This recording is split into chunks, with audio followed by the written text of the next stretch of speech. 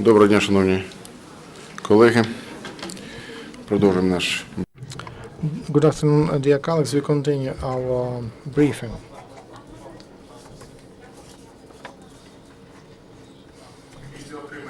After receiving operational information, we became clear why terrorists didn't allow international experts to the crash site of MH17. Because on this, right here, these are in black circles, militants had positions and installed artillery systems and digged a number of trenches. It means that neither Russia nor mercenaries were interested in objective investigation of reasons of shut down MH17. A group of international experts, because of strikes of terrorists, they had to finish the first stage of searching for remains of the plane and bodies, and they postponed the investigation for undetermined term. For undetermined date, and they are going to discuss when the second stage of search will begin. And 3 territorial areas with remains of the plane are not searched, are not studied. The majority of experts will leave Ukraine, and some of them will stay just for communication and coordination. As a result of successful special operation with unblocking 79th Brigade 79, and they were taken to a secure area. They in a special area in order to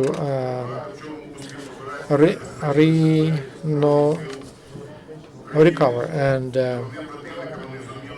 our staff, they were able to build a good passage, and they are allowed to live. And Brigade 72, those who came back from Russia, they will go to recreation place. Medical and psychological aid will be provided to them, and maybe they will have short leaves. In liberated Krasnohorivka and Donetsk region, not far from Marinka, the first aid from armed forces of Ukraine arrived. 2 trucks of mechanized brigade operational command south military men delivered the most necessary water, bread, canned food and other products. And the fight lasted for 3 weeks, and we got to take it quicker, but there would be more destruction. That's why military men were liberating Krasnohorivka without using heavy weapons. During the last 3 days, snipers, that was a big danger for our military men. Національної гвардії з 5 оперативно-територіальних об'єднань провели навчання на базі учбових центрів сухопутних військ Збройних сил України Дівички та Десна. Упродовж навчань гвардійці виконували вправи зі стрільби з переносного зенітно-ракетного комплексу та зенітних установок. Всі військовослужбовці успішно склали іспити та отримали відповідні посвідчення. Командуванням вирішено, що саме ці воїни They will become trainers for people from other units. There's 48 military officers. About 200 yesterday at Slavyanka, Dnipropetrovsk Oblast, military officers of the National Guard stopped the car. Found 6 RGD-5 grenades, F-1-5 units, and 8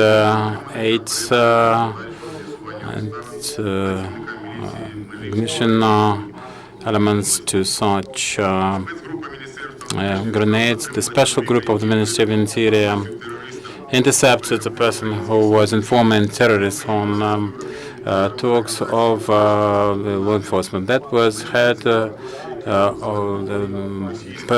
member of the personnel of Ukrainian radio frequency supervision local unit from Kramatorsk. That was the traitor had to do with the downing of the helicopter at Karachun with Sergei Kuchitsky on board. Now the arrested was transferred to the security service of Ukraine. If court decides that he was involved in such acts with human victims, he can get as much as lifetime in prison.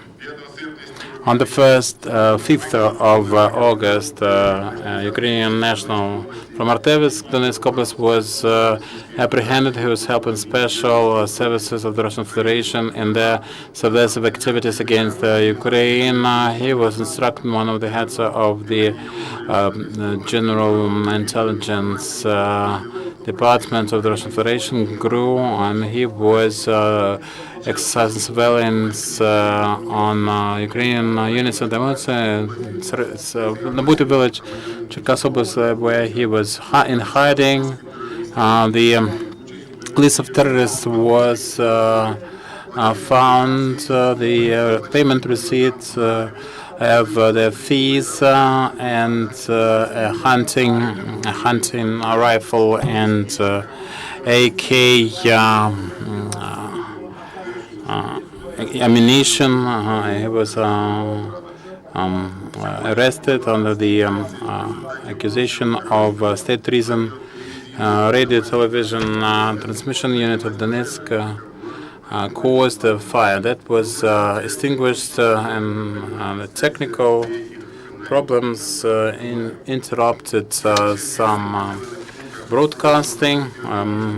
The pyrotechnical units of the emergency service of Ukraine found 171 units of ammunition and seized them.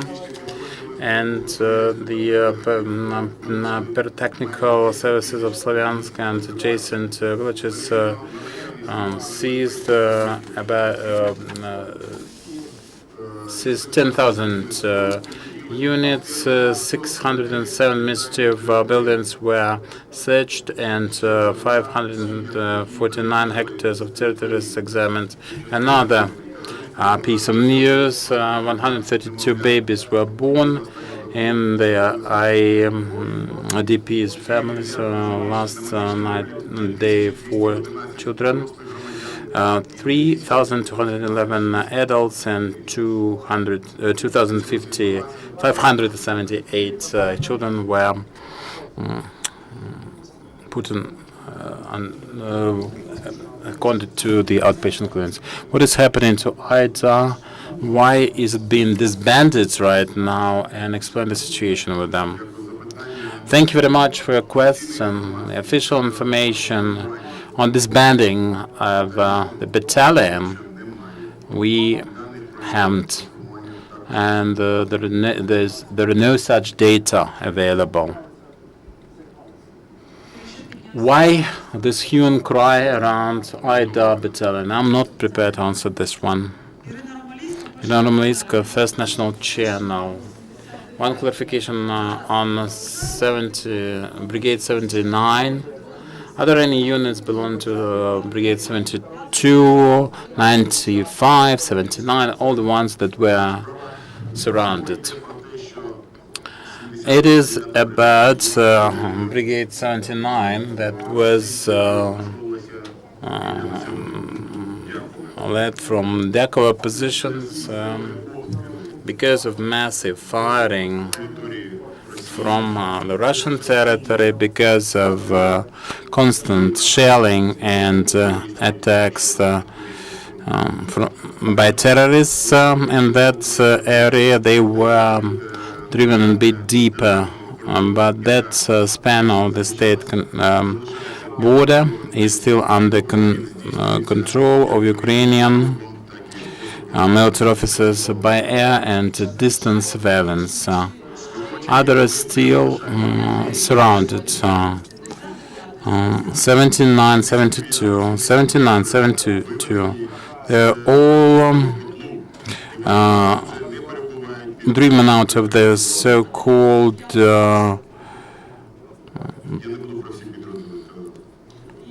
surrounding. The worst situation was in that particular area. Common yesterday case in Zaporizhia Oblast where a major killed a soldier, private. I haven't received that information either. Bloomberg. I have a question. Today we had information on the Ukrainian military officers reintroducing combat in the crash site area, and when this will be reintroduced, I would like to clarify what is the source of this information. Quite frankly, I don't remember. I'm not prepared to comment on that because the sources that disseminate such information are not official and they cannot be trusted, evidently. And possibly CDF, German television. Can you tell us? Well, there are three questions, one by one. Number one, can you comment on resignation of Mr. Parubis? I make no comments on positioning and the future on the Luhansk. If it's Luhansk incident, I'm not prepared to comment on this incident. There's some video on the internet with the prehension. We can make a video here and post it right away. What is happening around Donetsk and Luhansk, Andriy?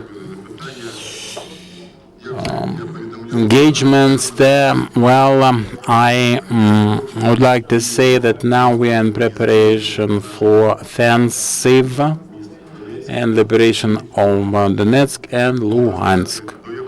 I cannot say which cities is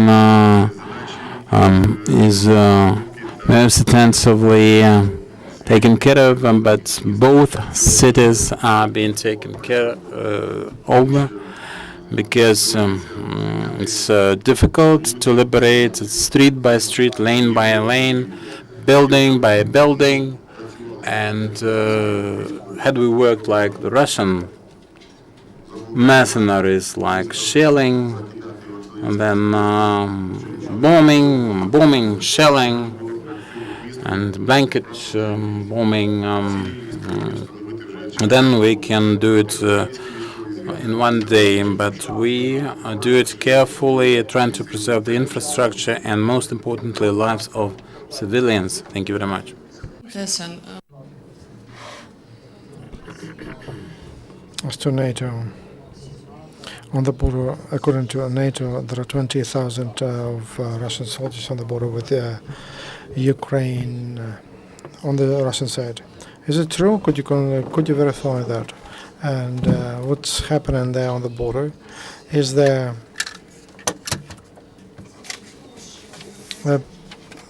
evidence that intervention is possible? Thank you. The 20,000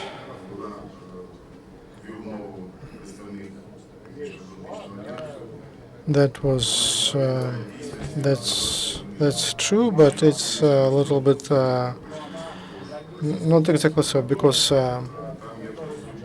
along the border there are they have also police forces and internal troops.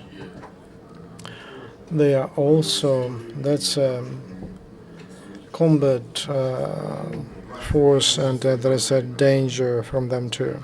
So 20,000 is not a precise number. They have a little bit more there. And you also asked about, the second question was about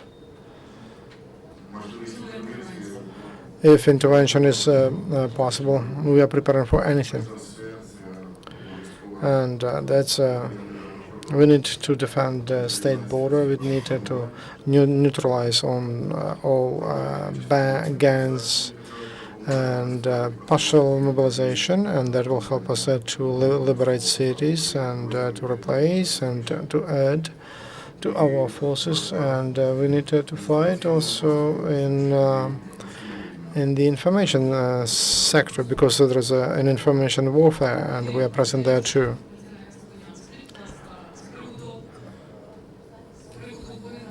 As to MH17, the crash site, there was a ceasefire. After the experts leave, will you cancel ceasefire there? Thank you for your question. At the order of the President of Ukraine, in the area where the plane crashed, and that's a diameter of 40 kilometers and along a corridor for international experts, and that is for 10 kilometers. No active engagements are there. And bombarding or something else, we don't have anything there. So we continue ceasefire there. On the allegation that the separatists were prepared to shoot down or were trying to shoot down an Aeroflot plane and provoke Russia into invading? And if so, do you have any evidence?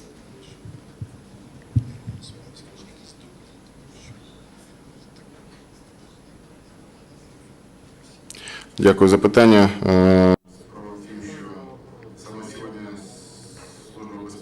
The Security Service of Ukraine published that variant or that version. If they did it, it means that they have evidence.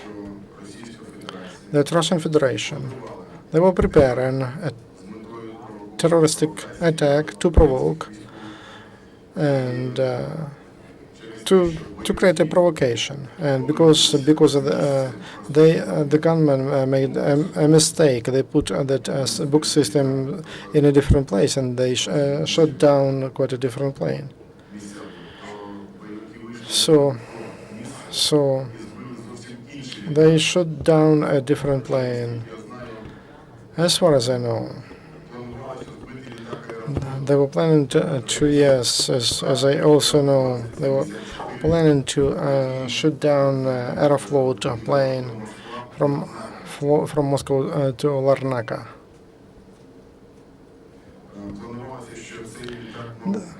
That they were planning to shoot it down, therefore that are planning to fall on the area which is under the control of ATO, and then that would give a reason for open aggression, because they would say Ukrainians are killing peaceful civilian Russians, and because of the mistake they shot down a different plane. But this is not a justification. This is not an excuse, because a terroristic act happened.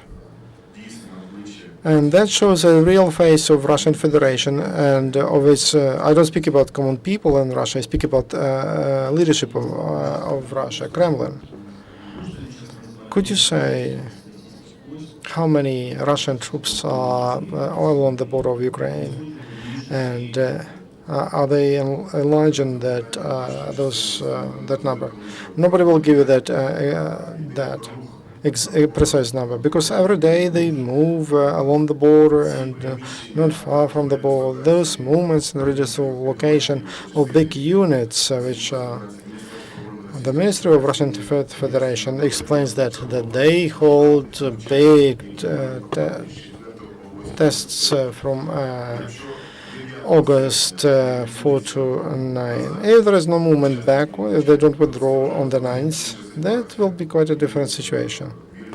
Then you cannot trust Moscow in anything. You cannot trust the explanation. So tomorrow, that's the last day of those tests. If they pull back, it means that they brought them really for trainers. But if not, that's a different question.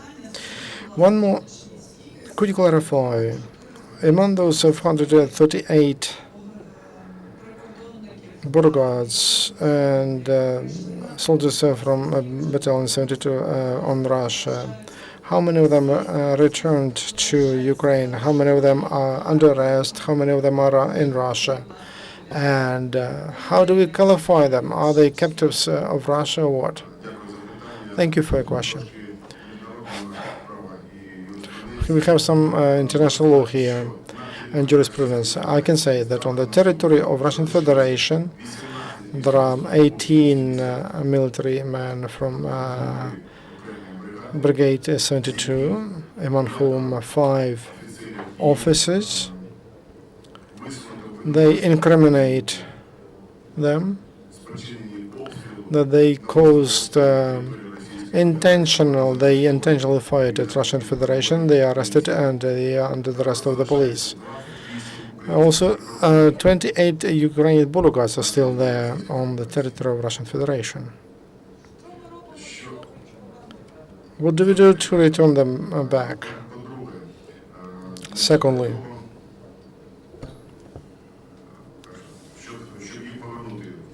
to take them back, we use all diplomatic channels because General Counsel in Rostov region, he was not allowed to our military men.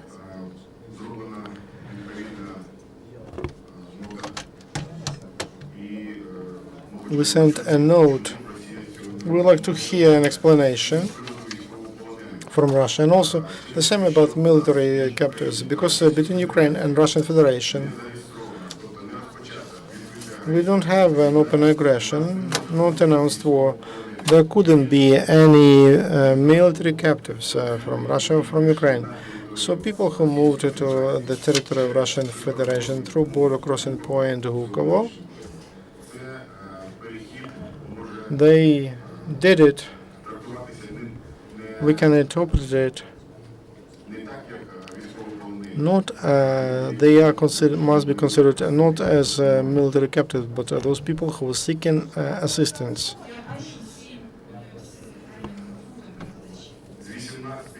Among 18 military men, 5 are under arrest, and they accuse them in intentional fire against Russian Federation. Until that, all military men there for several days, they were forcing them to converse that they were making strikes against Russian Federation, upon the Russian territory of the Russian Federation. So they allowed everyone, all of them, to go home, but 18 are still there. They're still there. They are not kept physically. They are in a special camp.